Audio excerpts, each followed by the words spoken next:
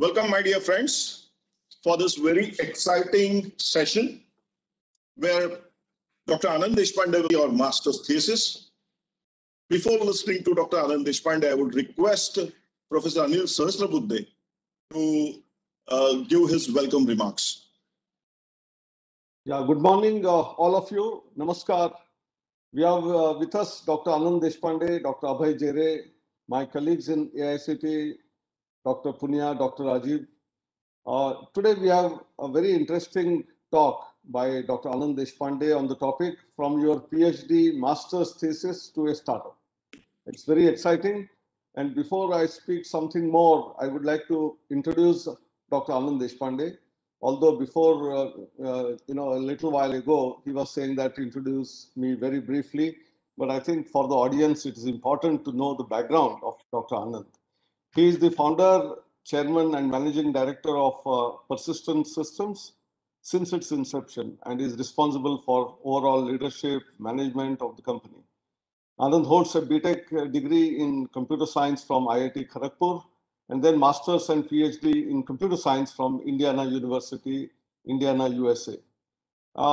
Very importantly, he is a great visionary because the very fact that the way Persistent Systems was formed and then led by him, it shows the spirit of entrepreneurship that resides within him.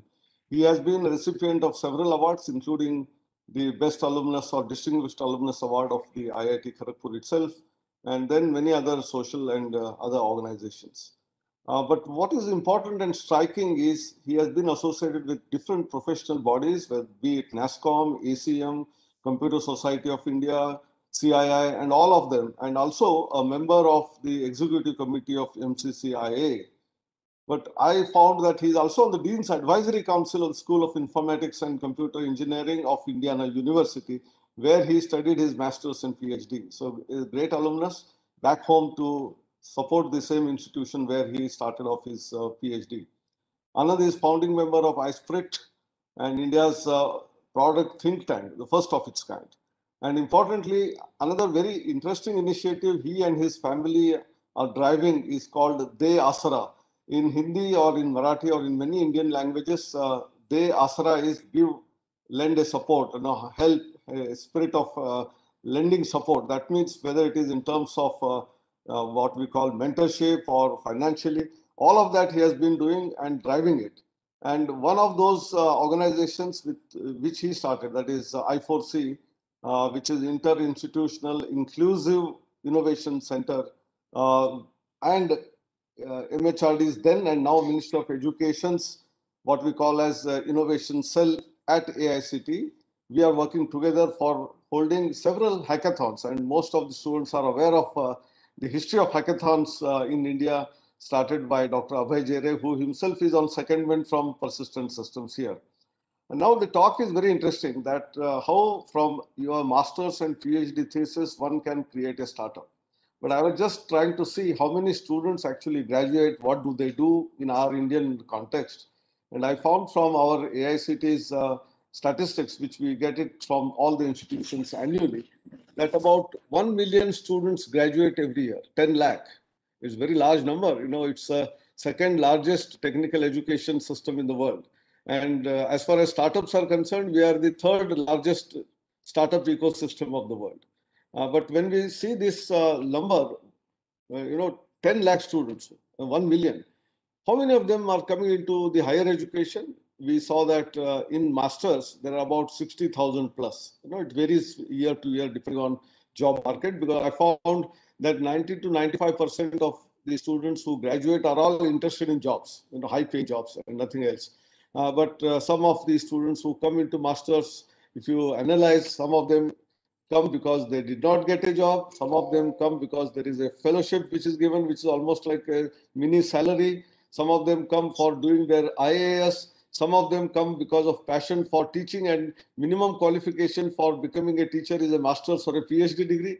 And only few have that huge passion for research and converting that research problem into an entrepreneurial journey.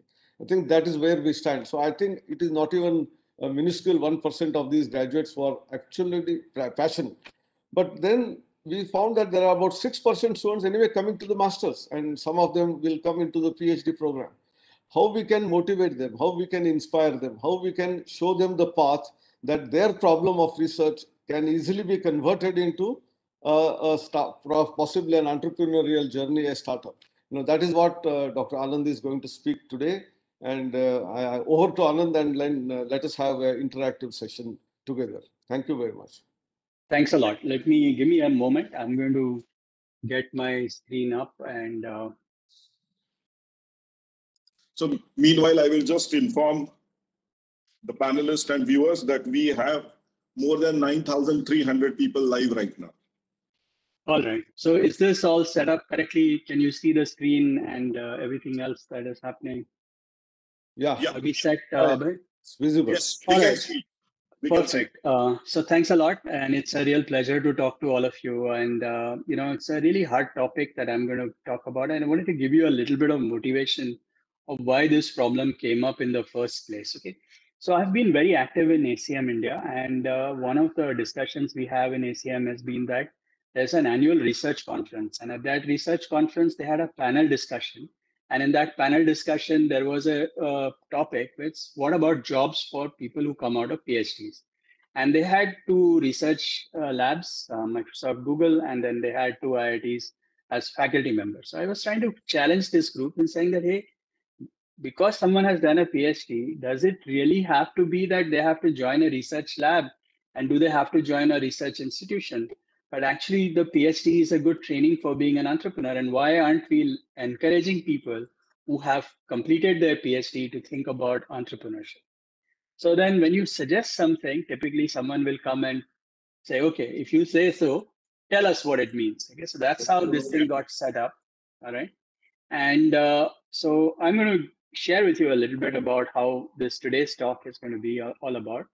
And I want this to be a conversation to the extent possible. So it is pretty hard to do this on a YouTube kind of a format, but I encourage you to ask your questions online. There are several people who are listening to it.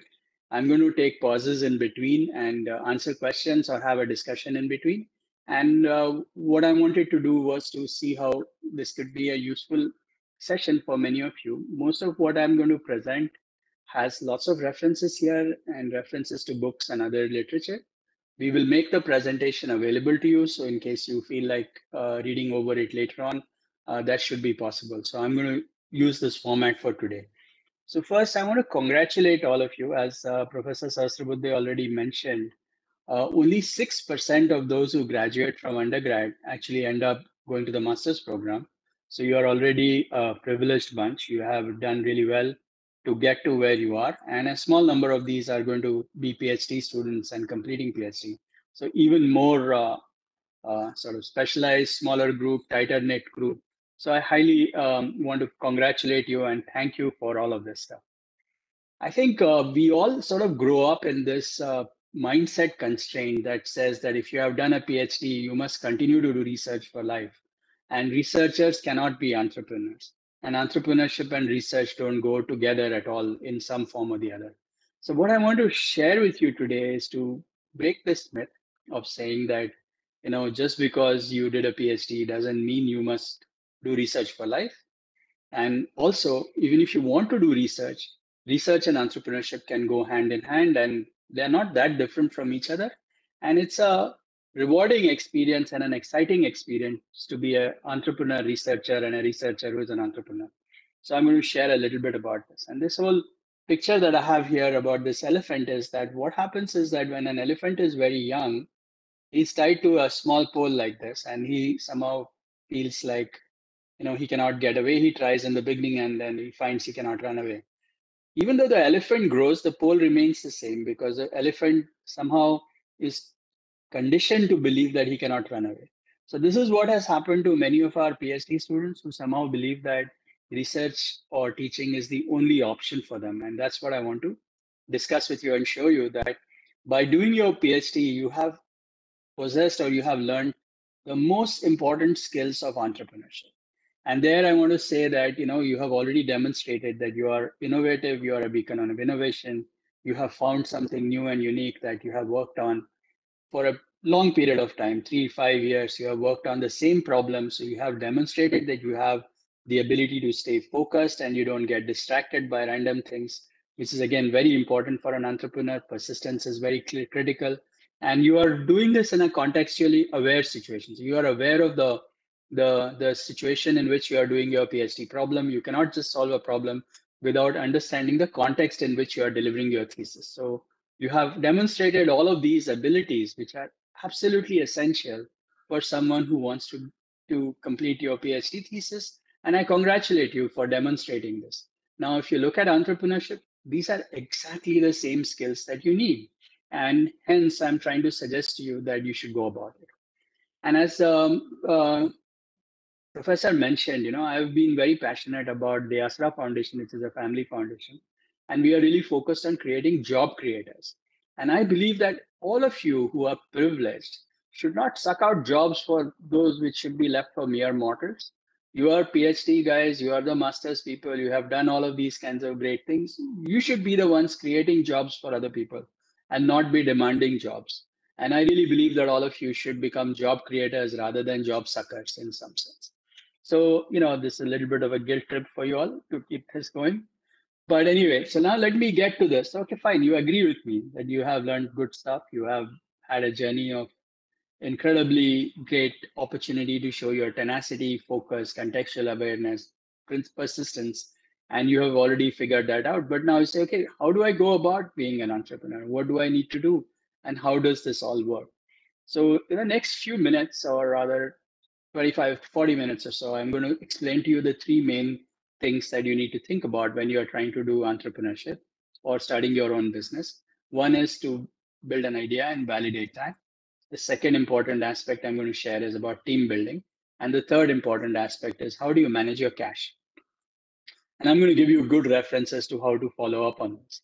So clearly you did your PhD problem. A lot of people think that just because I did this PhD problem, I should be good for the business. Now, your objective for your PhD problem was to ensure that your advisor is happy with the PhD problem and not necessarily thinking about the business.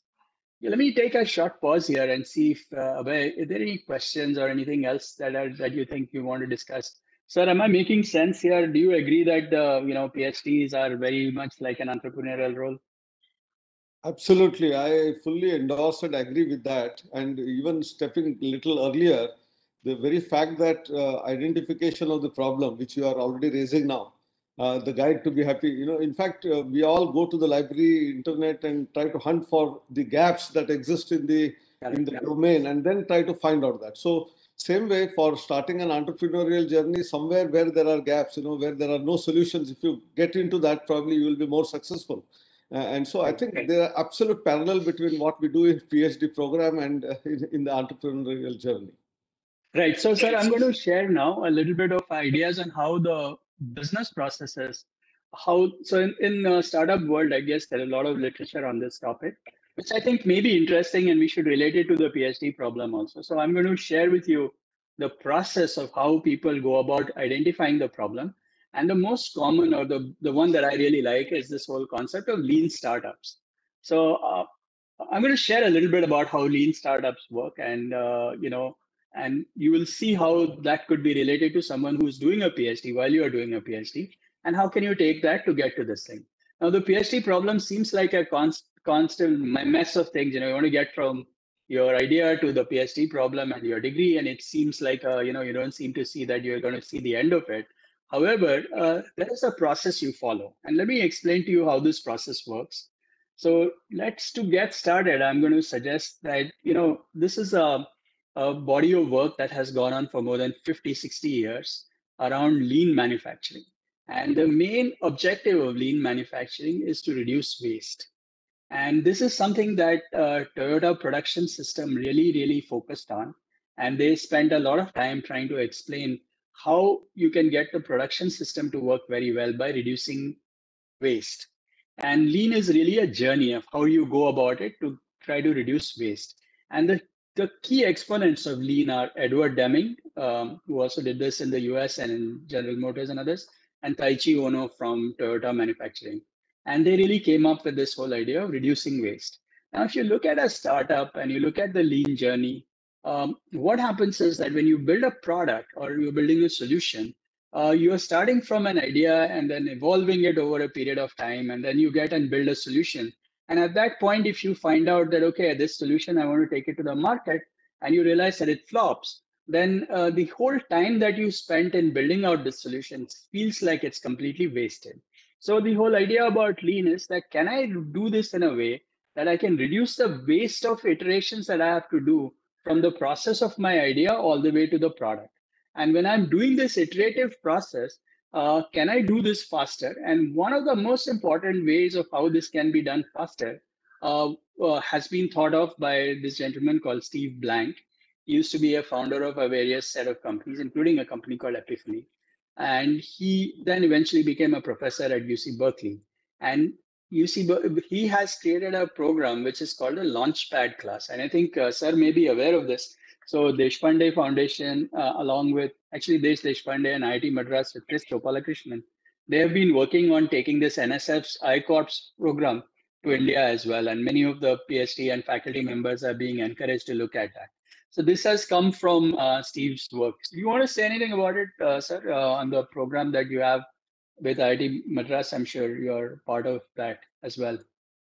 No, I think it's very important that the learning from UC Berkeley in terms of ICOPS and Steve Blank's, as well as Desh Deshpande, he drives also another initiative of social entrepreneurship in Hubli. Yes.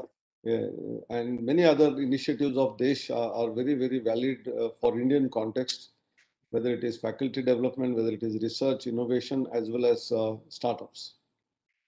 Correct. So he started this whole movement around lean startup movement. And one of the most well-known exponents of this is a student gentleman called Eric Reese. And he has written these two books called The Lean Startup and The Startup Way. These are absolutely phenomenal books in terms of how the whole process works. And there's a lot of literature on the lean startup, which are there. He runs courses which are several weeks. So I'm going to give you a 10-minute glimpse of what lean startup and the whole crux of this whole thing is all about and how to go about it. So as I mentioned to you, one of the biggest challenges that we have when you do a startup or you build a company is you come up with an idea, you think that this is what the market needs, you build it out, maybe it takes you 6 months, takes you a year, 2 years, whatever. And at the end of it, you don't want it to be failing, right? So one of the ideas of this whole lean startup is, can you do iterative processes so that you are incorporating various aspects of this in the process, including the customer, who is a big part of it. So this whole concept of build, measure, learn. So that is really what he came back with. And his thing was that, okay, build experiments, baseline them, measure the metrics, analyze them, learn from it, and then you have to make a choice. Do you pivot or preserve? Preserve means, okay, I like what I've done so far, I continue with that journey. Or you pivot, saying, oh, well, this didn't work out, I want to make a change from that, go back to revise my hypothesis, go back to build experiments, baseline. And you keep looping through this circuit over and over again. Does this not sound very similar to a PhD discussion? Exactly what you are doing, building experiments, baselining them, measuring metrics, analyzing them, deciding to pivot or preserve, and getting back to the experiments. So this is really the crux of the build, measure, learn, do. Abhay, do you agree with this, sir? Do you have any comments? I really agree with you on this. And I think when we are doing some of our innovation ambassador training programs, and when we are talking to some of the startups, student startups, which we are funding, we are talking about this. And along with that, we are also pushing the model fail early, fail fast kind of a thing, so that you can go back to your drawing board and reanalyze your strategy, so that you don't end up wasting time while you are working on your next set of ideas. Right. So, Dr. Anand, in fact, this is absolutely basic ethos of any individual. General knowledge, what I call. Because you look at a shop, for example, grocery shop, or a medical pharmacy shop, or even supermarket for that matter. What exactly is required to be stored, how much to be stored, and when it has to be, replenished. All of that they are doing by experience, and no one would like to stock unnecessarily and then waste the material. So I think this is all in the psyche of people. It's only that someone will use it and someone are not using it. We have to make them realize that actually. Correct. So clearly, build, measure, learn is really the objective of what Eric Reese and Steve Blank said. One other very important thing that Steve Blank said is that when you are doing all of this work of build, measure, learn, and all of these other ideas, and you're trying to decide the pivot, a lot of times researchers and people get into this sort of glass ceiling, glass buildings, or whatever else, where they are sitting in the top floor of their building and trying to make decisions. The reality of what Steve Blank says is there are no facts inside the building. So get the heck outside and talk to customers. And this is really the key of how businesses are built. When you are doing an experiment, you don't want to just do it amongst yourselves, but involve your customers at that point, right? And that's sort of where the whole objective of any particular business is to say, am I building to a problem that is irrelevant? Is there a solution that I've built that is relevant? Is this solution at a viable price that can be sold at the right point for large numbers of people? And then can we repeat this solution and scale our business? So this is really what is all about in terms of how a business is built. So again, just to summarize again, so you have a problem idea. You don't know if this is going to work.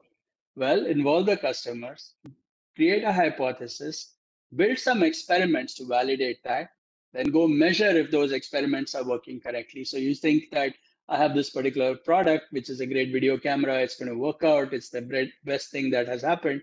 Okay, build a little bit, show it to people, and come back and then experiment with it, show it to customers, see what they think. Do they like it? Do they not like it?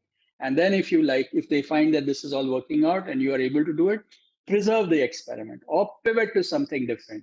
And one of the other topics that people talk a lot about is this whole concept of MVP, or the minimum viable product. And I think a lot of people get too hung up on the minimum part of it. The key is to build something that is viable. And if you look at this process of experimentation, what is it that you are trying to ask these questions about? What is my riskiest assumption? And what is the smallest experiment that I can do to test that riskiest assumption? And I'm sure you all who are doing PhDs or otherwise completely understand this, that you don't want to sort of find out that you have kept your riskiest assumption to be validated last, because by then you would be too late. So you might as well bring that in early, decide what your riskiest assumption is, and what is the smallest experiment that I can do to validate that. It is not saying that do the smallest experiment. You are doing the smallest experiment to validate the riskiest assumption. So this is really what minimum viable product is. And it's not about building something small and dirty and hoping that it works. It is about building the most viable product with the least smallest experiment that can be made. So this is really the principle of what people talk about in this whole concept of lean manufacturing, moving into lean startups. Of course, there is a lot of literature on this topic. And in 15-20 minutes, I'm trying to give you the gist of it. But the whole idea is it's a repetitive, iterative process. You go one step at a time, and there is a systematic way to validate whether you are making the right decision or not. And a lot of it depends on your ability to get to that point. So that's where it is. I'll take a short pause, see if there are any questions, and then I'll move to the next topic which is related to this again. No, currently there are no major questions. But Anand, when I am talking to many of the students about minimum viable product, many times they just fail to understand what it means to be a viable product, minimum viable product. Sometimes, and as you rightly said, many of the students end up doing quick and dirty kind of a product, which they think is a minimal viable product. So if you can highlight some of the good literature which these students can read on what actually means minimum viable product, then that will be of great use. You can do it at the end of the talk. Let me answer very quickly right here. And what I'm saying is that, I have these books that I have included in this one.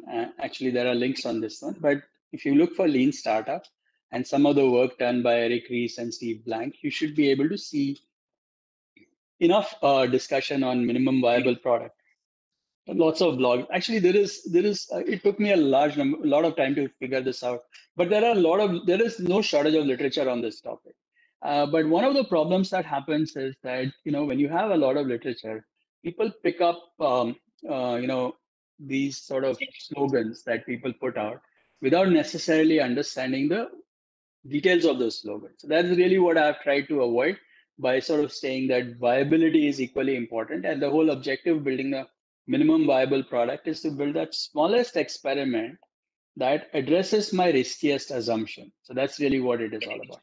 Let me keep moving, and I want to share this amazing work done by Alex Osterwalder. And Alex Osterwalder's work is really amazing. I love his books. They are beautiful. But I'm going to talk today about this particular book that he has written, which is his first seminal work, in my opinion. It's called The Business Model Generation. So what they say is that, you have to take your business, and let's say you are building so let's say you want to open a restaurant. You need to understand what is the value proposition of the restaurant, who are your customer segments, and this is the order in which you go about it. Okay, so first thing you do is to identify your customer segments. Who is this thing for, right? So, okay, I'm building a restaurant that is targeted to young people, or is it targeted to older people? Is it targeted to rich people? More expensive, less expensive? So whatever it is. So don't look at the customer as just one group, but break it into smaller segments that are much easier to understand. Then for the segments that you are picking up, find a value proposition that is most appropriate for that customer. Figure out how are you going to reach them, how are you going to discuss with them, how do they find out about you, how do they come to you. And then on the other side, you look at key partners, key resources, and key activities. And then you tie this in with revenue streams and cost structures. So this is a very nice one-page model that people use a lot to try to validate if your business can be put together as a business. So yes, you do this value proposition exercise, you do these changes between things, and you can come back with this. Just to make this a little bit sort of real, what I'm going to do is I'm going to take a Airbnb example, which is something that I have picked from a reference that is there from his website. And I'm going to just use that to give you an example of how this works. So the first thing that people look at is, who are my customers? So people who are traveling. Now, of those who are traveling, who would go to Airbnb? So they said, well, there may be budget travelers. There may be people who are on holidays, people who are locals looking for some extra income, unconventional travelers. So there are a whole bunch of different kinds of people who are the customers of Airbnb. Now, if I have to make this happen, what is the value proposition that Airbnb provides? Well, simple booking process, wide range of ways to get people to put their home up for, for the right things, competitive rates. So, if I'm putting my house up for Airbnb for people to use, I don't know how much to charge. Now, Airbnb will tell me that, okay, if you're charging in this locality, in this neighborhood, at this time of the year, at this rate, you should be okay, because they have an understanding of what the setup is. They also guide you in terms of how to go about it. And then, of course, there are various mechanisms of how you connect with each other. So this is a very commonly used technique that I highly recommend, where you sort of take your business and try to map it to these 9 different areas, and you define your business. So on one page, you are able to see where is the money coming from, who's going to be, where do you spend your money, where are the costs coming in, what are the key resources, who are your key partners, who are the key activities that you need to do, how do you manage all this stuff. So this is a nice one pager of how you define your entire business on one page. So this has become super popular, and there are examples of this online of LinkedIn and other things, and I don't necessarily want to go into this. And there is another set of things that people talk a lot about, is how design thinking plus lean startup and agile, all of these are coming together. But if you really think about it, it's all about the same thing: is how do I identify the problem? So some of the design thinking techniques can be very useful in trying to identify it. And then you design the experiment, you try to learn across it, pivot, and then keep doing the same thing again and again. So this is really how businesses are built. And again, just to summarize, what I'm saying is, you cannot build business in isolation. You have to ask the customers what you're doing, as is making sense or not. And if you are able to get it all together, then that's where the business happens. I'm going to take a short pause here and see if this relates. And I'm going to change a little bit and give you another technique that is very commonly used. And I love it because it's really simple, but it's very nice. And this has come from none other than Clayton Christensen, who is a I'm a big fan of his work. He has done some amazing work in terms of how to look at innovation and innovator's dilemma and a whole bunch of things. He's no more, but he used to be he has some very amazing stories online. So I would encourage you to look at some of the work that Clayton Christensen has done. Yes, Abhay, you were trying to say something. Analyze some questions. We are trying to do that, but you can continue on. Okay. Sir, we okay? Oh, okay. All right. So let me give you a very interesting technique that Christensen sort of championed. It is called the JTBD. It's called jobs to be done. Okay. So when you are building a business and you're trying to solve a problem, typically when somebody is buying a solution or buying a product, they hire that product to do a service or a job that they need to get done. So, when I'm using this camera, I'm trying to use this to solve a particular problem that needs to be done. And how do you go find it? So he talks about observe, focus, and a process. Okay. So I'm going to give you the example that is from their book, or rather their article as well, about how they decided to, define a particular product. And this is a project they did for a restaurant, let's say McDonald's, on the milkshake part of the product. So the question that they got as a consultant team was, why do people buy milkshake? And what are they really doing with the milkshake? Why is it that they buy milkshakes? And what this team did was they spent, normally what you do is to go to restaurants, sit and see, observe when are people buying milkshakes? Why are they buying milkshakes? Are they buying it alone? Do they come with the family when they buy milkshake? Are they buying other food items and then buying milkshake and all of that stuff? And it just found out that, most of the people ended up buying milkshakes at 8 in the morning on their way to work. People came in alone. They were dressed for work. They were driving. They came in through the drive-through or otherwise, bought a milkshake, and then went on to drive. And later on, when they looked at it, they found that what is the job that they were hiring the milkshake to do? Now, they observed that most of the people who were buying this milkshake were buying this milkshake because they were on a commute, 20, 25 minutes, half an hour. They had rushed to this commute, so they didn't have enough time to have breakfast. And they were looking for something that would keep them busy for the 20 minutes and felt good, all of that stuff. And milkshake really addressed that particular job that they needed somebody to help them during this whole process. And the example was, okay, fine, if they didn't buy milkshake, what else would they do? So sometimes people tried a banana that worked for a period, but it finished very quickly. And what do you do with the skin? You have to throw it somewhere. When you're doing something like a bagel, then all this crust falls on your clothes. It feels really not so good. When you're buying Snickers, it again finishes very quickly and you feel like you have done a lot of sugar. So, milkshake has this nice property. You can consume it very slowly. It sits in a cup inside the thing. You can check it at the end of it, and you have a nice 20 minutes of good feeling of drinking a milkshake while you are traveling, right? So again, very nice example of how milkshake was trying to solve the job.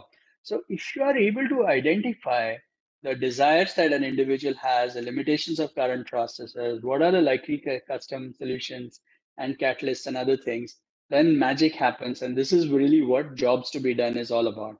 And then at that point, when you are able to meet your product meets the requirements of the job to get done, then people get into this nice cycle of saying that, what am I using instead of that? Can I reconsider it? Can I buy something different? So you have an existing solution that is there and you bring in a new solution that you want to do. If you do this analysis using jobs to be done and you are able to find a way to say that, I have a new product that is solving the problem better, quicker, faster, or whatever, and I'm reducing uncertainty, I'm making it easier to work, I can make it a habit and you will get much better performance in some sense. So this is another technique that people use to say, when in a certain situation, I want to do this, so I can expect this outcome.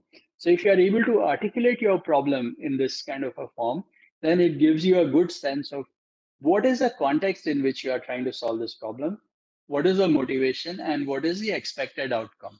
And this is a good way to do this. And I find this technique to be very, very effective. And that's why I thought I'd share this with you. And if you relate this also makes sense in a PhD problem as well, that you have a particular situation. And then, how do I want to motivate that problem and see the expected outcome?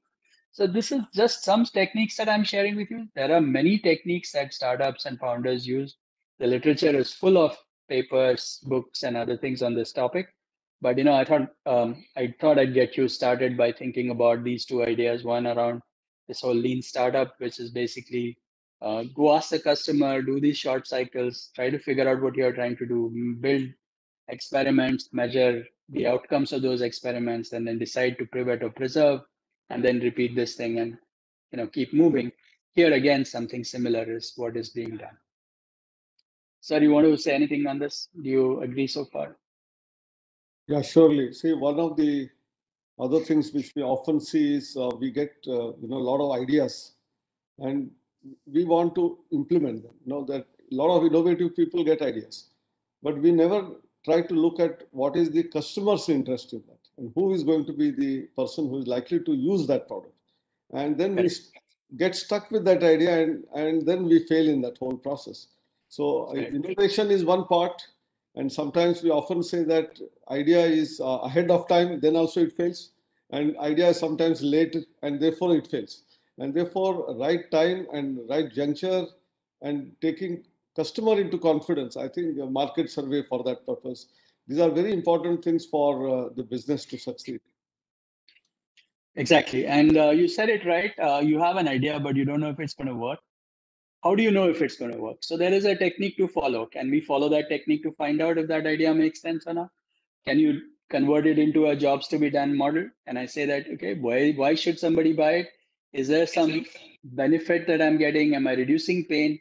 Am I giving you some advantage? So these are all techniques that one can follow to get the benefit of doing this. One other important aspect of having to follow some of these things, and when you have an idea, to take it all the way to completion, team building or having a team is super important to make this work, right? So I'm going to share a little bit about how to build a team. Okay, let me sort of just take a short pause. Ria, are you there? You think this is okay so far? You have any comments? So Ria is a budding PhD student, so let me ask her if she wants to say anything. Looks good so far. It makes sense. Does it relate to what you do? I mean, yes, in terms of the iterative cycle, I really liked how that is something that I have to practice on a constant basis. And it's good to know that that skill will ultimately be useful, even if day-to-day projects don't work.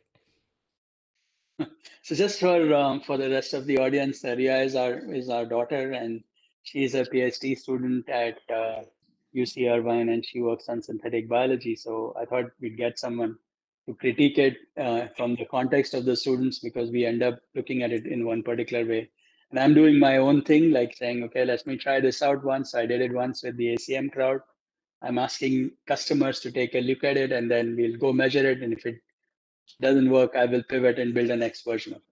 So anyway, so the team is like the most critical aspect of what you're trying to do when you're building the mission for the team. And it's the big mission that attracts the team and the talent. And instead of giving you a business example, I'm going to share with you a very interesting story from a book that you might like. Now, this is the most important one that people use a lot. So this was Kennedy in early 60s, 61. He said, we are going to land a person on the moon by the end of the decade. Now, that particular mission, right, that we are going to land a man on the moon before the end of the decade, 9 years, really galvanized the whole world, definitely the whole of US, NASA, all of those things. So the number of discoveries, science, technology that all happened around the moon, man on the moon mission was amazing. And it was all driven by this whole thing that I am going to land something on the moon before the end of the decade. So having a mission really attracts the best team. And I'm going to tell you a little bit about this through examples of this particular book that I really love. The name of the book is called Beyond the Summit, and I have another reference of it towards the end. And it's written by a guy called Todd Skinner. Okay, Todd Skinner is a mountaineering person. He does mountaineering. And this particular book, Beyond the Summit, is about his ascent or climbing on something called the Trago Tower. And I'm going to give you a little bit of his story of how he built the team. And I love this story because this story actually really it gives a nice example of how teams get built and how you need to create that big mission and how that is what attracts people to come to do something meaningful. So this is what I'm going to share in the next few minutes. So let me give you a little bit about what Trago Tower is. So the Trago Tower, okay, so Todd Skinner is a mountaineering person, and he has this special thing that they do, which is free climbing. What that means is that they climb with their bare hands, and they do not use equipment to climb. They just use equipment to support them from falling off these cliffs. But they use their bare fingers, and they're like the rock climbing kind of guys who walk up the flat wall that you see. So this is very common in Yosemite, and this gentleman is from Wyoming, and he had done Yosemite several times. And he had this thing that he wanted to do, the Trago Tower. Now, Trago Tower is about 20,000 plus feet in the Karakoram mountain range. Okay, and it's a flat face.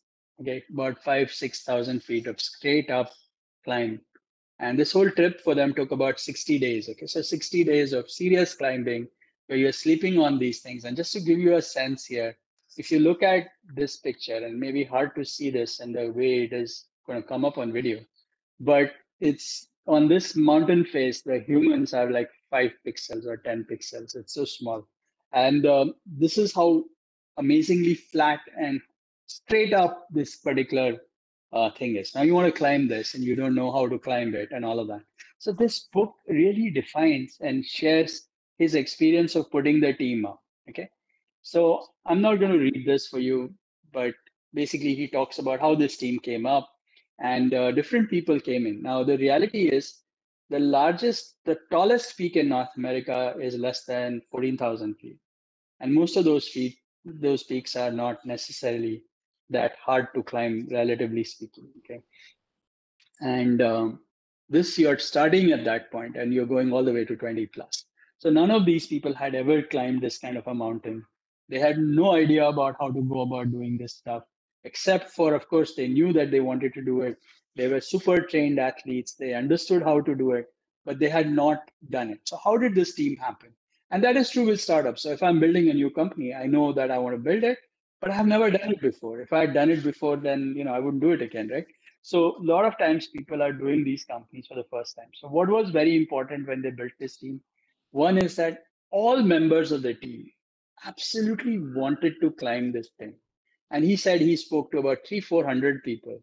And most of them said, forget it, I'm not even bothering to come there. Why would I want to climb this mountain? It's fatal. I'm maybe dead and I just don't want to bother to doing it. But there were some people who came in because they really wanted to climb the mountain. So it is very important to bring in members on the team who are all passionate and excited about climbing this mountain. So that's the first thing. They all had a unified sense of mission. So they all wanted to go about and do this together.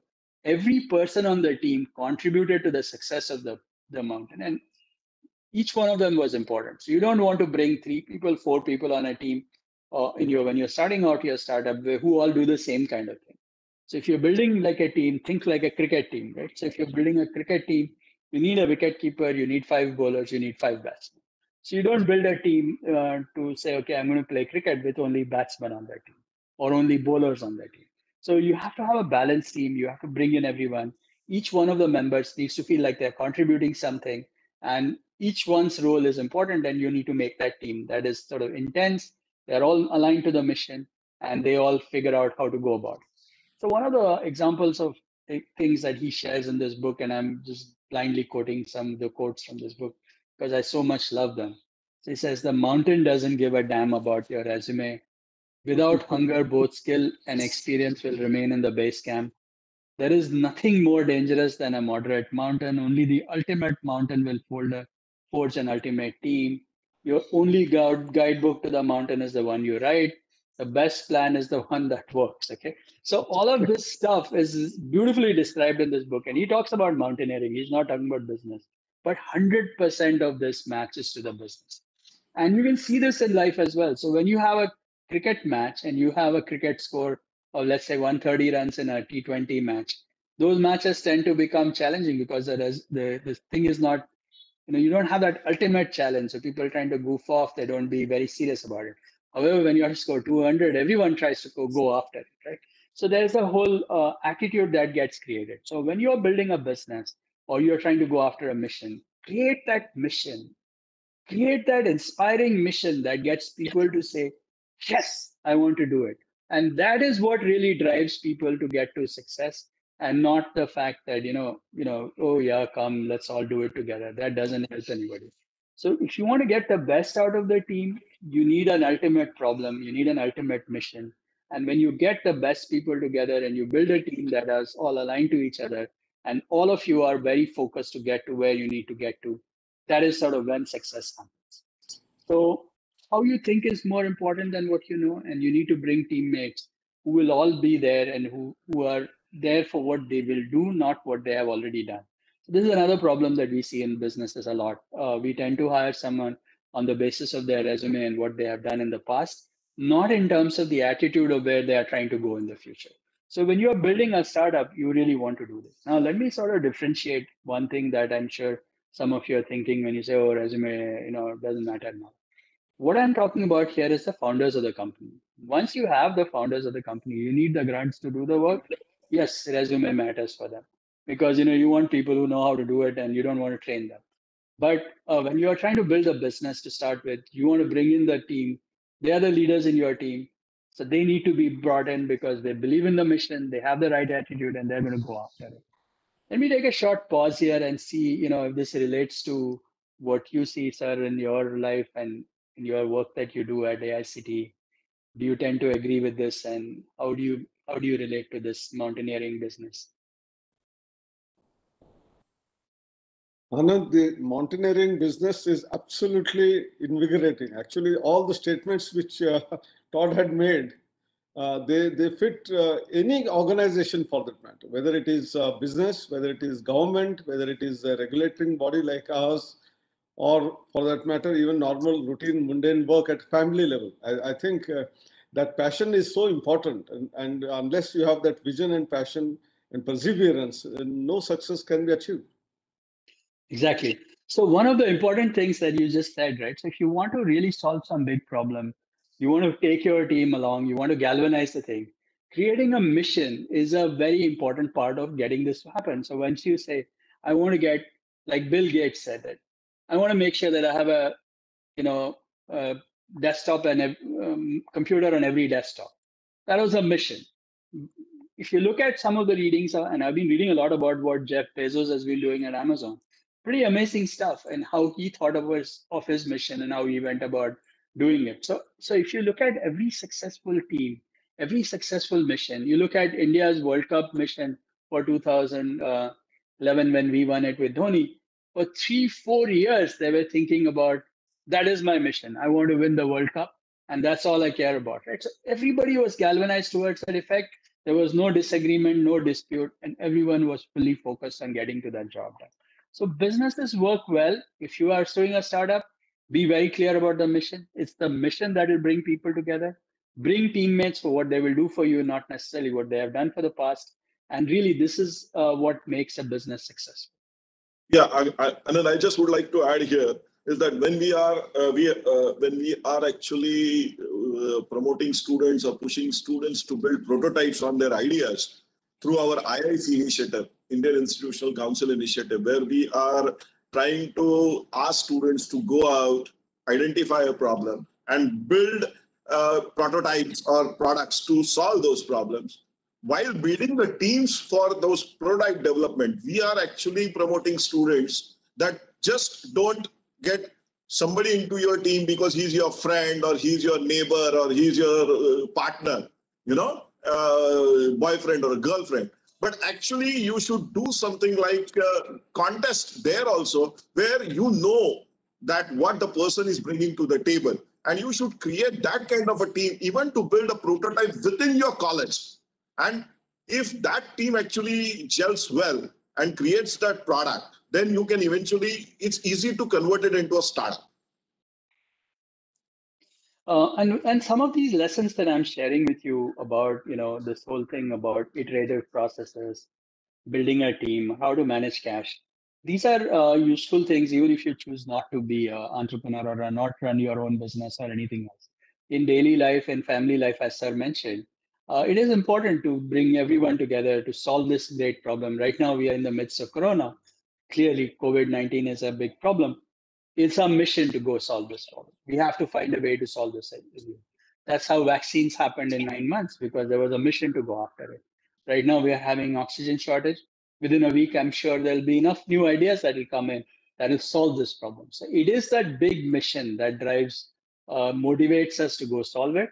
And it's the leadership's responsibility to create that mission in that form that attracts the right people to come, and we are all motivated and excited to get things to happen. There's a lot of difference between, just doing things and doing it with this intensity and, excitement because you're trying to achieve something that is going to solve world hunger, solve great problems, solve climate change. So creating that mission is critical and important, and I highly encourage you to try it even in your day-to-day projects that you may be looking at. I want to keep moving to the next part of this thing, and then we'll take questions towards the end again. And this is related to cash generation. I'm going to share some of the work from two of my favorite authors in some sense. One is this book that I really love, and I've given out several hundred copies of this to people. It's called What the CEO Wants You to Know. It's by Ram Charan, and Ram Charan is, again, a beautiful author. I love the work he does. And I'm going to share a little bit from his book and a little bit from Ashok Porwar's book. And Ashok is a collaborator I work with, and he has this beautiful book called Finance at Work, What the CFO Doesn't Want You to Know. So there are slightly different contrasting ways of how he does it. Now, when you look at some of the work that Ram Charan has done, Ram Charan, of course, is US based. He's been an advisor to some of the largest companies, including General Electric and several others.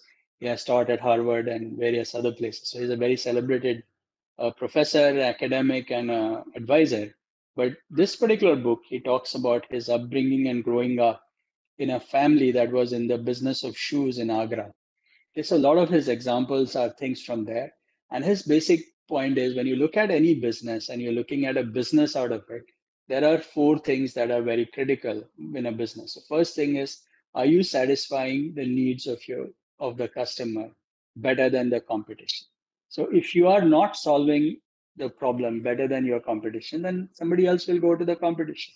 So when you are analyzing a business, you have to identify and look at, is the customer's needs being solved better than the competitors? Is this product really, or is this business better at solving customers' needs than the competition? The second thing is this business generating cash? And I'm going to explain to you a little bit about how cash generation is calculated, but this is very important that you need to make sure that you have more money and you're delivering decent returns on your invested capital, and there is long-term growth in what you're trying to do. So when you're measuring your business, you're trying to make sure that it's growing well, it is delivering return on the invested capital, it's generating cash, and then you are solving a problem that you are solving better than in your customers, for your customers better than any other competitor. So if you have to ask this question, what is the purpose? If you were to go out of business, would somebody be affected? The answer should be yes. Some customers would miss you because you're providing value to them. Okay, so that's really what it is all about. So as I said, the core idea of a business is, are you able to attract customers against your competitors? And are customers or they find your products very useful? That's really what it is. Now, there are certain metrics that are very important, and I'm going to sort of attempt to share with you a little bit of accounts 101 in some sense, in very simple terms. And this is very useful for any business that you're looking at. So one of the most important terms that you should understand is gross margin. So what does gross margin mean? Gross margin means if you earn a certain amount of money, let's say you're selling shoes, as Ram Charan talks about in his book, and let's say you sell a shoe at 500 rupees a pair, and you sell 1,000 shoes, so you're collecting 5 lakh rupees. But you bought these shoes at 300 rupees a pair. So the cost of goods supplied, cost of goods sold, COGS as they call it, was about 3 lakh rupees.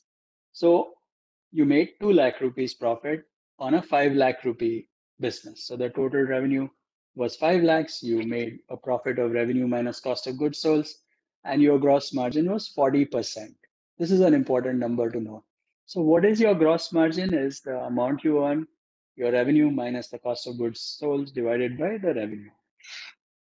Now, this is a very simple metric, and it's used for all kinds of things. So when I'm comparing two products, so let's say I make shoes and chappals.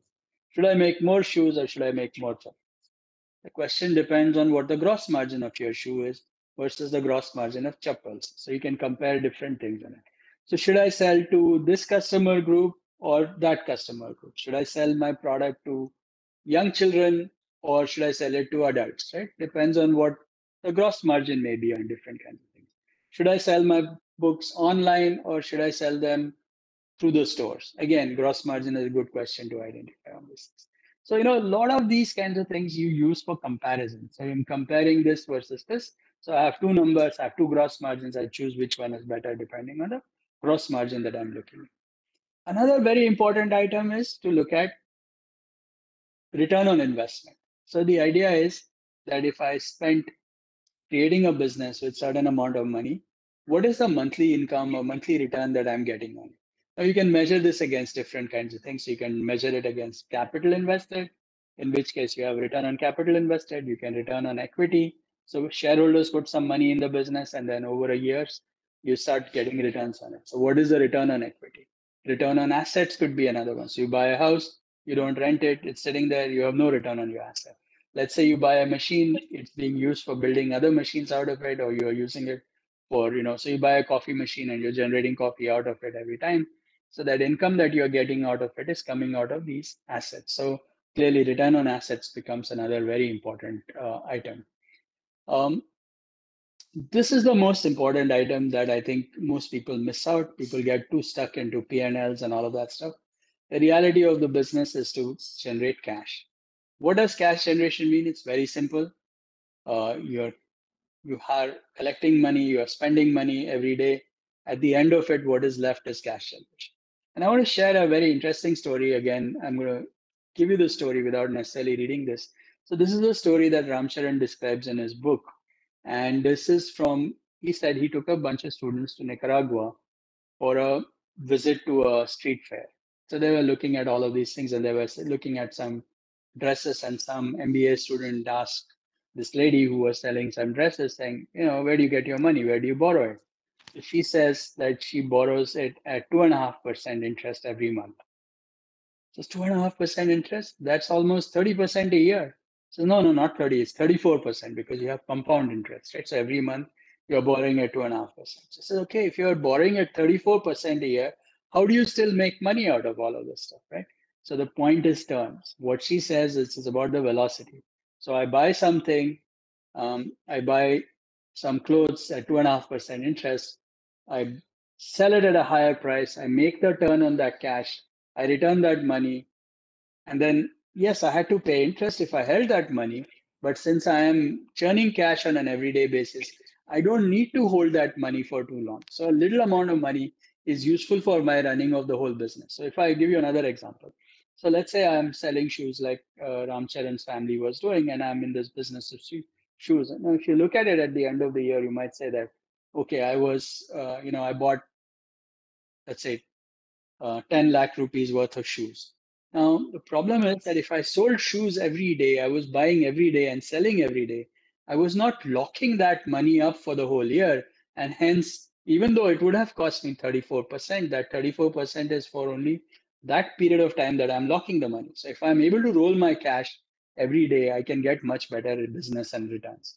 Anybody who runs a restaurant completely understands the turns business, which means that if I have a table in my restaurant, that is really what decides how much money I'm going to make. If I'm able to turn the same table many times, meaning I can serve idli vada every 15 minutes to people who keep sitting on that table, then I'm able to make a lot more money. If I have to keep that person there for a long time, then I make a lot less money. So you'll find that profit margins in businesses that are able to do multiple turns can be much lower. They are able to manage costs much better because you are able to roll your money much faster. So these are all techniques that people understand, and this is what it all means. Is called velocity or turns. So really, it's basically how many times can you roll your money? Multiple times. Like the more number of times you can roll your money, the faster the velocity, the higher the return. So when you're running a small business or any business for that matter, it's not enough to just look at the profit and loss statement. It is important to look at cash flows, look at the cash generation that you are making. What is the return on cash that you have? How long are you holding your cash? for getting that money to happen, and how many turns can you run off that same cash. So if I borrow 100 rupees and I'm able to go to the store, buy some vegetables, make 120 out of it, now my 100 is back to buy another 100 rupees of stuff. Now I can do 120 rupees of more food and things I can buy, and then tomorrow I make a little bit more money. So if I'm not holding cash for too long and I'm able to rotate it much faster, then you get much better business. And that's what this is all about. And the fact is, if you run out of cash, you are bankrupt. So cash generation matters much more than profit. People tend to get too stuck on profit. Profit is important, but it is cash generation that determines how you will see your business survive. So what happens is that typically these are the examples of things that I shared with you. One is sales, gross margin, net profit, velocity, return on investment, invested capital, cash generation, market share. These are used for comparison. So I can compare between one business and another business and third business, and you can see which one is better. Now, clearly, people spend 3 years doing a BCom degree. They spend a lot of time looking at all of these numbers, and chartered accountants have very detailed things. So what I'm giving you here in a 10-minute thing is not a substitute for that course, but I'm trying to tell you how important it is and how some of these concepts are relatively simple. If you're running a business, understand how you're going to turn the business, how often is the cash going to happen, are you going to make money or not, or what is the gross margin of your business, and really how does it work. So let me take a short pause and see if this makes sense thing. And I'm going to have very few slides now to finish, and in another 5 to 10 minutes we will be done. So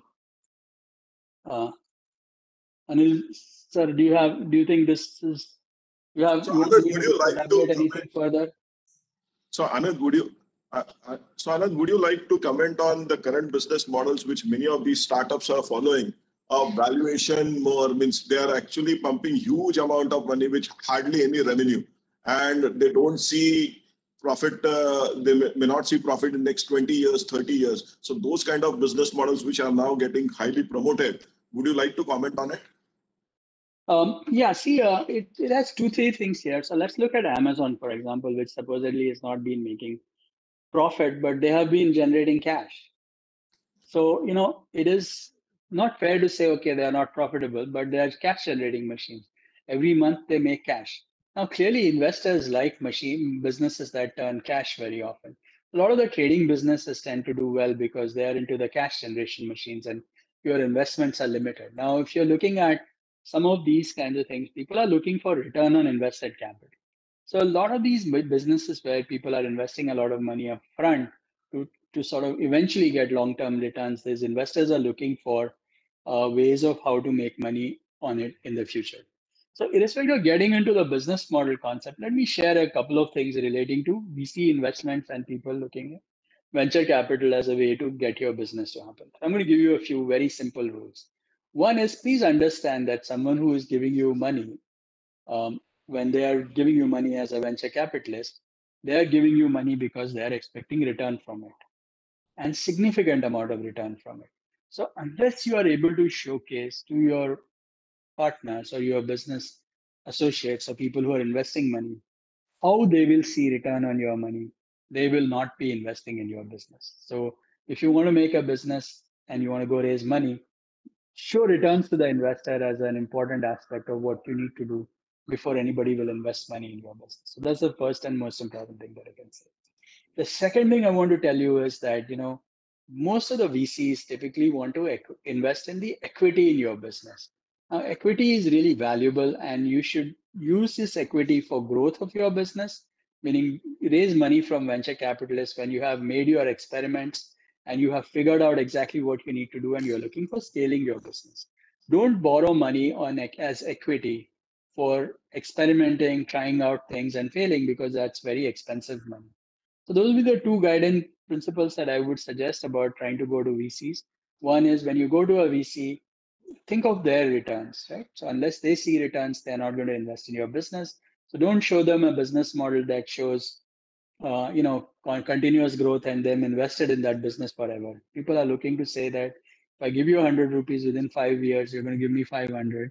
But not only are you going to give me 500, I have the ability to take that 500 back from you out of your business. By either you sell your business or you have way of returning that cash back to me. So I'm not interested in investing in a business that doesn't return that cash back to me. So that's something very important.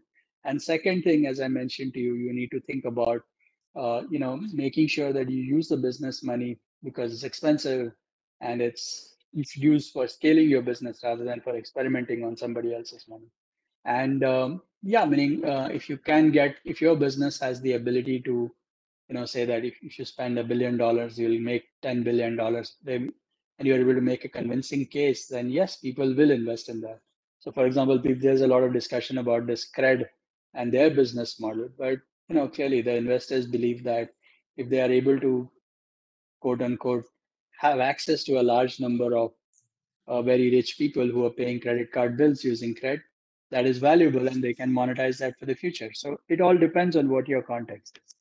Yeah, currently for cred, I think they are spending 172 rupees per 1 rupee they are earning.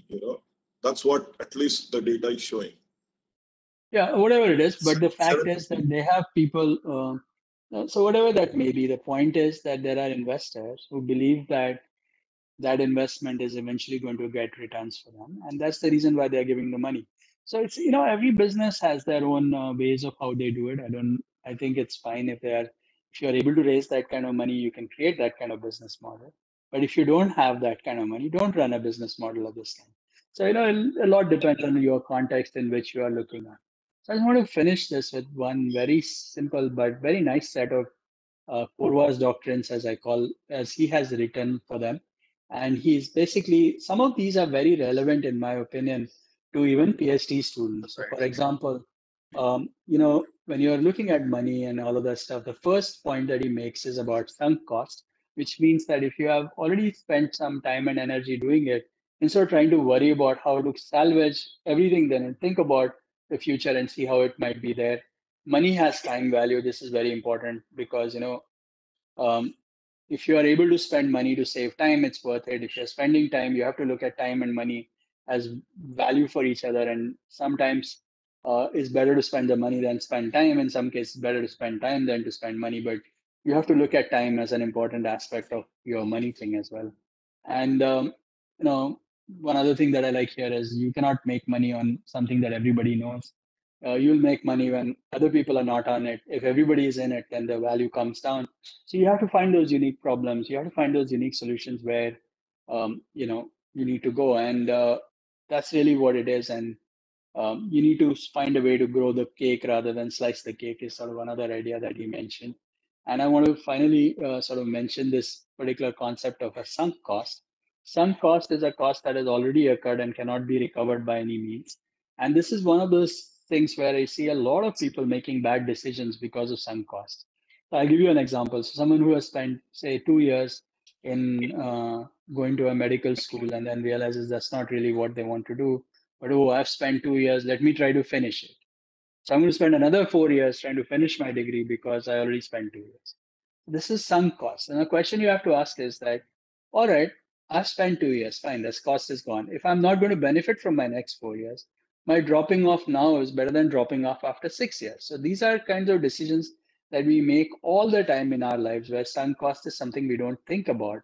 And this is something that we should be very careful about and say that, I should know what I have spent and I should look at what more do I need to spend when I look at the future of that value rather than look at only the past of the value. Just because I've done something doesn't mean I need to continue to do it. I need to think about it in terms of where it needs to go. And I want to tell you this for those of you who are doing a PhD. Your PhD is a sunk cost. It's done. Great, you got the benefit out of it. Just because you did a PhD in a certain area or a certain problem doesn't mean you need to continue to work on that same problem for the rest of your life. It's a journey. So you have learned how to go about it, having completed your PhD, or have you decided where you are? At that point, you need to decide what you need to do in the future, and your success depends on what you do from here on, rather than worrying too much about what you have done so far. And this is true in life as well, and all of you should think about this. And this is sort of my last slide, and I'm going to go to this ask me anything kind of discussion mode here. Let me take a short pause. Let me see if any of the people on the panel have any comments on anything that I've shared, and if they would like me to elaborate or highlight anything that they think I should explain again. So let me ask Anilji if he has anything you'd like to ask or some of the other panelists that we have, if they have any questions first, and then we, of course, take questions from the field as well. Anand, I still don't understand how the startups which are emerging today, a lot of investments are happening from VCs, and I don't see the light at the end of the tunnel. You know, years after years, you know, they are in negative, and still there are investments coming in. So, what is that scope that VCs are looking at? That maybe 5 years down the line, 10 years down the line, it's going to make profit and money. This is one thing which is always intriguing me. So I don't know what is the psychology of VCs, but some of these very talented young startups, they don't get money. And there are others, names are big and they keep getting a lot of money from VCs. This is one problem which I often don't understand. The second is about the gross margin which you talked about.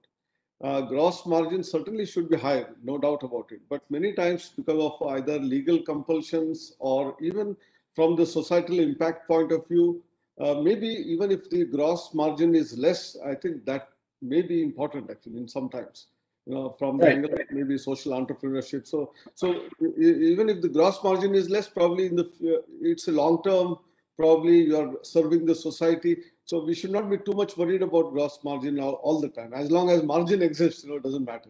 So let me explain a little bit here. So I never said that you need to have high gross margin. What I'm trying to say is that you need to have gross margin to compare with other business. So when I'm comparing one business with the other business, that's when gross margin becomes relevant. So if I'm comparing one social business that generates 3% gross margin versus another social business that generates 5% gross margin, or I have some parts of my thing that look at it this way or that, it is used for comparison. So this is an easy way of comparing two businesses, and that's what it is. At the end of it, the gross margin is whatever you think is appropriate for your business. It could be small. And one of the examples that I shared with you is when you have high number of turns on the business, with lower gross margin, you will still be able to make decent amount of money, or you will see a lot more profits in the whole thing, and you will run a much more better business in some sense because you have lots of turns coming in. So small profit of over a large volume is sometimes what helps people to show that. And this is one of the key things also when you look at businesses that supposedly are not making profit, you have to also look at cash generation that they are doing. So some of these businesses generating cash on an ongoing basis, or they're collecting assets of value that then can be monetized. Some of the investors believe that that's a good place to invest. And after all, you know, you're looking for something unique and different. And if I'm able to get to that number of people, then that has value and potentially they could get acquired at a higher price. So that's what investors are sometimes gambling on. But, you know, everyone has to choose what is right for them. So the best example is of YouTube. When they bought YouTube, I think it was when Google bought YouTube, it was 1.03 billion or something. Now that much of revenue they are generating every week nowadays. But now it has started happening now after 10, 12 years. So sometimes investors do have that patience. Unfortunately, that patience is not there in biotech industry or pharmaceutical industry, where the investment cycles are pretty large and where the product development takes maybe 8 to 10 years. So that's where the investor community is not very patient. You know, that's another problem. Anyway, sir. Anand, I in a lighter vein, because this is all for PhD students, I'm comparing our this gross margin in terms of number of research papers being produced, you know, so between the guide and students. So many times there can be a very high impact factor single paper, but in another area, you keep on publishing even 10 papers not having the same value. So gross margin, we can look at it from the research perspective as well. Sure. It's a good point, sir. Yeah. Yes, sir. Do you have any comment to make? Hello. Yeah, hello. We can hear you. Namaskar, Deshpande Sahab, it was wonderful. In fact, I think some 6,000, 7,000, you are saying students were connected in this program. It's amazing, sir. We have enjoyed a lot, in fact. And in Indiana State, you studied, sir, MTech, PhD you have done. And I'm fortunate enough I also stayed there for 10 days in one leadership program. It's an amazing place. It is wonderful, wonderful, sir. When we were deciding this ARIA ranking, I discussed with Abhay that how our MTech and PhD thesis can be converted into some useful product and finally some revenue generation. And on the basis of that one, institute should be ranked. And in fact, that foremost parameter we have added into our ARIA ranking. Yes. Our MTech and PhD thesis will be useful only if some useful outcome is coming, and that too in the form of some development of society. The sustainable development concept means in terms of revenue, in terms of environment, in terms of harmony in the society, like this one. So that we are implemented also when we are comparing US, Germany, UK and India. That is, first of all, in terms of PhD programs, if you are, or PhD students who are coming out every year, if I am comparing. From US, around 70,000 students are doing PhD. In Germany, it is 28,000, UK 25,000. Ours is again around 25,000. But all not in engineering. All sort of education which we are providing, out of that one, 25,000 PhD theses are coming. But in engineering and technology, as Honorable Chairman sir said, that around 6% students are pursuing MTech. Out of that total 1 million students are pursuing BTech programs. But UG to PhD ratio in our engineering education, if you see, sir, it is only 0.25. So every year in engineering and technology, 2,500 students are doing PhD. First of all, so that number is very, very small, in fact. And we have never been taught, particularly when we studied, when we have done our MTech and PhD, never it has been told that for what purpose you are doing MTech and PhD and how this work can be converted into some useful product or some useful business. Even we were not knowing, in fact. MTech we have done because we wanted promotion, PhD we have done because we wanted to become professor. My guide was guiding to me because he wanted again promotion, some research publication like this one. So we never came out from this sort of jugglery, that why this thing is being done. So first of all, I'll congratulating Deshpande ji, you and Abhay specifically, first of all, providing him space to be connected with AICT and creating whole sort of environment in whole country now. Now every student, even BTech students, they are coming with some idea. The idea may not be very important, but at least their mindset, it has been changed. It is not just like inside class teaching, which was happening for 30 hours in a week, and there was an end term examination, finally we were given degree. Now students are thinking that not only class time is important, inside the class is important, they are saying even outside class time which is available, that is also very, very important. There they are learning this team building abilities, the new ideas are getting generated, and every year with the effort of Abhay Jere and his team, I think around some 4,000 new ideas are coming. So out of that one, we are able to select some 100 ideas who are getting some useful products and getting revenue generation. But remaining 3,900 ideas are not bad. Actually, we are having capacity, AICT is having capacity to impart some financial help to some 100 students. And that's why we are having a method of elimination, that we are eliminating, and we are selecting some 100. But if all sort of resources are available, then even those 4,000 ideas also can be used, in fact, and even we can motivate those students at least to go with those ideas in their MTech program, or if they are pursuing their MTech, then they can go with those ideas with PhD programs. And certainly if those sorts of students are entering into this research, probably their outcome will be very, very serious. Abhay, you are giving some input on this one?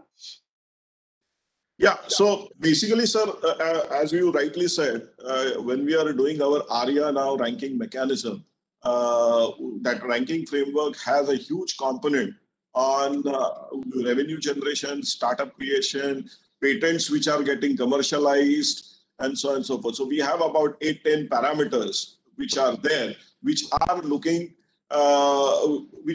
at converting research into a product or an enterprise, which actually results in revenue generation.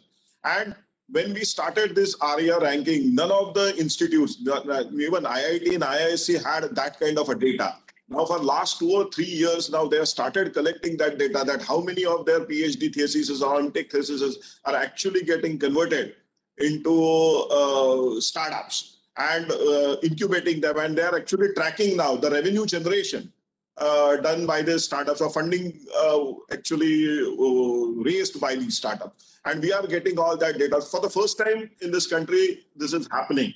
Another thing, as Anand was also pointing it out, through IIC initiatives, we are doing large number of such awareness program. And this is also one of the awareness program, which is part of our IIC activity. And my IIC team actually ensured that majority of the institutions do connect to this talk, because we are very keen on pushing our students not to just focus on academics, getting into this rote learning, swallow and vomit kind of an education, but more into creativity, more into what we can say idea generations, which could be taken into which can be taken forward as enterprise, you know. So Saraswati and Lakshmi needs to now go together. So that is what we are telling all the youngsters, that just don't focus on Saraswati, also explore how you can pursue Lakshmi simultaneously. And that's the reason we have few questions for Anand from our viewers, where viewers are keen on knowing whether Anand, when he started Persistent System, was thinking of converting into his PhD work into the company, or Persistent System was doing something started doing something very different than what he did as his PhD work. So regarding my PhD work, my thesis was on nested relational databases and implementation of that. And while Persistent worked in the data related areas predominantly because I knew people in that area, the thesis was not necessarily the reason for the PhD. As I said, PhD was a PhD. At the end of it, that was done. I learned how to go about this process. I made lots of good friends. I networked with people. And that was what was valuable when I set up Persistent, and we kind of benefited from that. And my ability to look at hard problems and come in with solutions was useful from that point of view. But of course, you cannot always use your PhD thesis for everything else. So see, again, I want to point out a few things that are very relevant and somehow, I think are important and people get missed out. This whole life or anything that we do is all about trying things out, deciding which ones work, and then pivot and preserve. So not everything that was built has to go to something else. So my point is that, yes, there may be like 40,000 theses that happen. Not every thesis is worthwhile to be converted into a business or otherwise. So, some have to work, some have not, but the process of how you got to that is the key part. And that process is something that you can repeat again with different kinds of contexts. So that's really what this is all about. And when I started Persisting, yes, my knowledge of PhD and my degree and everything else and the network I made was very valuable. But I was not trying to take my PhD thesis into a problem to make money out of it directly. So another very that answers interesting your question. Yeah. So a related question again, that when you are doing your PhD, usually you are doing academics and with that mindset. When you started thinking about your own enterprise, how that mindset changed? Because that's a very different shift, when you are shifting from academics to business, Well, so as I said, what I was trying to explain to you in this whole early part as well was that they are not that different. And I was an enterprising PhD student. This is something my advisor will also tell you. So I was never, I don't see them being that different from each other. It's all about being part of the network, trying out different things, experimenting, connecting, building on what is there and taking it further. So I don't see that mindset to be as different as people make it out to be. I think the PhD degree and what you learn in a PhD and how you approach your PhD is very entrepreneurial in its nature. And if you take your PhD to be a mission that you are trying to work on, you'll find that it's not very different from what a business is. So I don't believe that, there's an academic mindset and an entrepreneurial mindset. Actually, the entrepreneurial mindset makes as much sense during the PhD as it makes after the PhD. Okay. So I think we have large number of questions, but I think we are already towards the end of the program because it's already 12:25. So if अबे 1 minute अगर आपने permit करोगे. Yeah. I was coming to you. Yes. Yeah. I mean, the major takeaway is know your customers. In fact, while we are Yes. allotting the topic even to students, first of all, maybe PhD, MTech students should know that what exactly I'm doing, and whatever I'm doing, who will be the beneficiaries. In fact, who will be taking benefit of this one? How I'll be helping the society. So when we are deciding the research guide, in fact, that research guide first of all should think that who will be the main researcher. Then can we connect some innovator also with that researcher, because that researcher may not become the innovator. There is possibility that one another student who is having inclination towards innovation and maybe coming through our this innovation ideas which students are coming, can we connect these students with that research student? And then some entrepreneur also. It is not necessary that innovator will become entrepreneur. That is also not necessary. There may be separate third person. And finally, the talented guide. There has to be a team of 4 persons. And if that 4-person team we are having, then fifth one which we need, then some successful entrepreneur with them. So that sort of team, if it can be created, and that sort of environment, if it can be created, I think success can be with the help of this one. Then with MTech and PhD, now more time we should give. We are concentrating on BTech only. Majority of the ideas which we are having, majority of the competitions we are having, it is for BTech students. If we can concentrate on our MTech and PhD also, there may be a lot of scope in that one. And finally, sir, whatever you have important, whatever you said, it is not important what anyone is knowing, important what they are able to do. In fact, foremost is cash generation for any successful business. But one line I'm adding with this one, sir, with successful business, I'm adding that business should be socially responsible, in fact. And above all, big mission is, most important is the sparkling leadership for that one. So if that sort of ladder, if we can create, then I think the majority of the ideas which we are having in our mind, we can have great success later. Thank you very much, sir, for giving opportunity to all of us to listen you. My pleasure. It was a real pleasure talking to you all. If you have further questions, of course, I've shared with you my Twitter handle. My LinkedIn is quite visible, and also my email. Please send me mail. I'll try my best to give you an answer if I can. Now I will request Raju, sir, to actually do vote of thanks. Thank you, Abhay. First of all, I extend my sincere thanks from AICTE to Anand Deshpande ji, who has spared his valuable time and give a keynote this address to our PhD and Masters students, how they can enter in the venture of startups. So you beautifully explained the experiences of some of the most renowned authors in that area, and shared the experiences of the successful, and if we can add some unsuccessful stories in that venture also, that will further add. You shared all these loop in which they can start their ventures in the direction we can think. But the ultimate quote is from the book Beyond the Summit, that best plan is the plan that works.